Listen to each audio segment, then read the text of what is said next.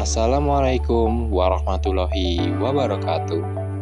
Halo semuanya. Kali ini kita akan belajar mengenai teks cerita fantasi. Apa sih teks cerita fantasi itu? Jadi, teks cerita fantasi adalah bahan tertulis yang berbentuk karangan atau tulisan untuk menuturkan, menggambarkan, atau membayangkan berbagai perbuatan, pengalaman, dan kejadian berupa angan-angan, khayalan, imajinasi, atau rekaan belaka. Teks cerita fantasi bersifat hal yang tidak nyata atau fiksi.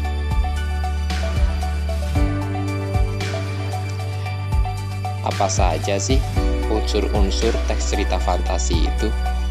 Yang pertama, ada keajaiban, keanehan, dan kemisteriusan. Yang kedua, ide cerita terbuka terhadap daya khayal penulis, tidak dibatasi oleh realitas atau kehidupan nyata. Yang ketiga, tema cerita adalah gaib, supernatural, atau futuristik.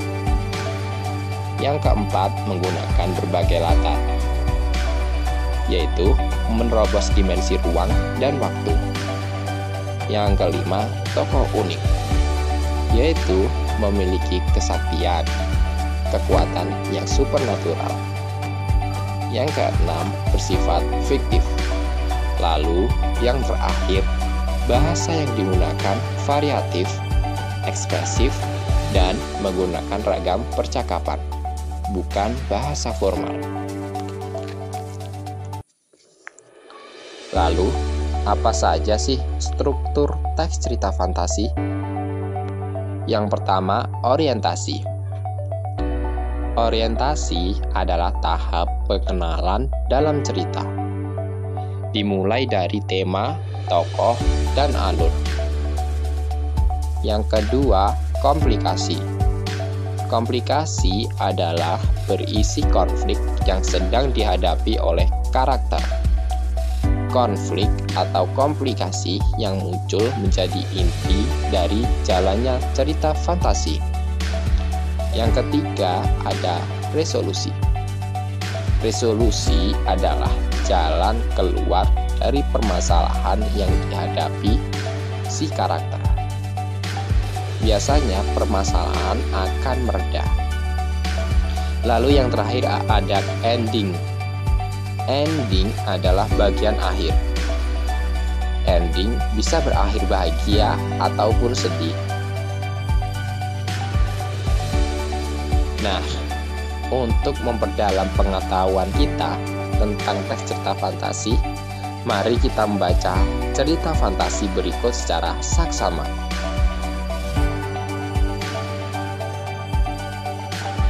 Contoh teks cerita fantasi yang berjudul Timun Mas. Bagian orientasi. Alkisah. Ada seorang janda yang tidak mempunyai anak bernama Mbok Srini. Saat pergi ke hutan, ia didatangi raksasa yang memberinya biji timun.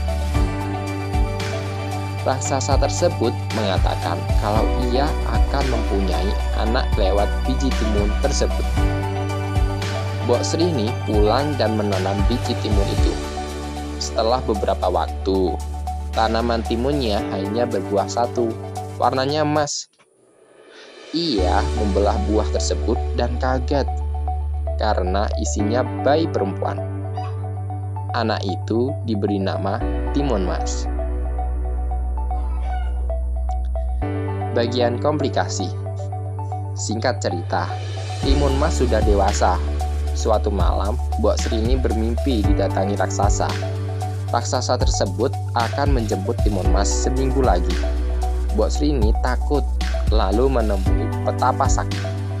Petapa itu memberikan 4 bungkusan kecil yang berisi biji timun, jarum, garam, dan terasi. Bagian resolusi. Pada hari yang ditentukan, Mbok Srini meminta Timun Mas pergi.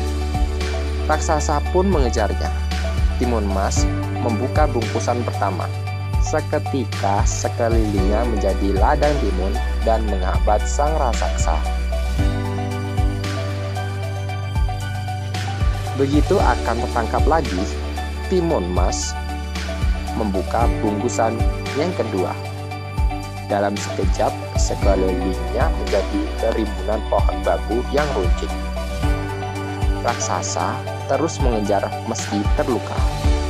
Timun Mas membuka bungkusan yang ketiga. Daerah sekitarnya menjadi lautan luas, namun raksasa itu bisa melewatinya. Dengan ketakutannya, Timun Mas melempar bungkusan yang terakhir. Sekelilingnya berubah menjadi lautan lumpur yang mendidih. Raksasa pun terjebur dan tewas. Bagian ending atau yang terakhir. Selamatlah Timun Mas, ia menemui ibunya dan mereka hidup bahagia. Wah, bagus sekali ya ceritanya. Lalu, apa saja sih jenis-jenis teks cerita fantasi itu? Di sini dibagi dua jenis ya. Yang pertama berdasarkan kesesuaian dalam kehidupan nyata.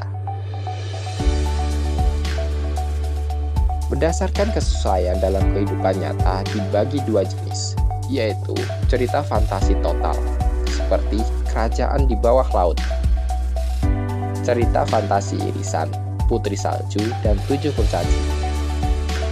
Lalu ada berdasarkan latar cerita. Berdasarkan latar cerita dibagi menjadi dua jenis, cerita fantasi sezaman dan cerita fantasi lintas waktu. Nah, selain Timun Mas yang sudah kita baca bersama tadi, kalian juga bisa membaca teks cerita fantasi secara individu atau mandiri yang berjudul Mino dan Alien yang Menggemaskan, serta Roro Jonggrang dan Aku. Jangan lupa dibaca ya.